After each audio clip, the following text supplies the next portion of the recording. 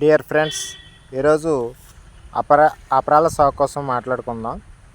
అపరాల సాగు అనేది మన రబీ సీజన్ కోసిన మరుక్షణము అంటే కోస్తామనగా ఈ యొక్క మినువులు కానీ పెసలు కానీ సిపా పెసలు కానీ జల్లుకుంటూ ఉంటారు. అలాగే పచ్చదనం పెరగడానికి సారవంతం అవడానికి కూడా జీలు కానీ జొన్న అని ఇటువంటివి కూడా వేస్తూ ఉంటారు. అపరాల సాగు అయితే గత 4 సంవత్సరాల నుంచి కూడా అపరాల సాగు అనేది మా ఏరియాలో లేదు. ఇప్పుడు ఆశాజనకంగానే ఉంది. మినుము ఇది బాగానే ఉంది ప్రస్తుతానికైతే.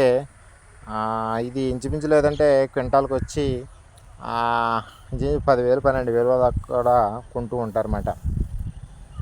పెట్టుబడి తక్కువ, దిగుబడి కూడా ఎక్కువే ఉంటుంది. ఏం చేతనంటే ఎక్కువగా మా ఏప్రిల్ మే నెలలో ఎక్కువగా ఇది వస్తూ ఉంటుంది అన్నమాట. అయితే ఇదంతా మినుము కానీ బాగానే ఉంది, పంట ఆశాజనకంగానే ఉంది. అప్పుడు పూత పిండి దశలో ఉందన్నమాట ఇది.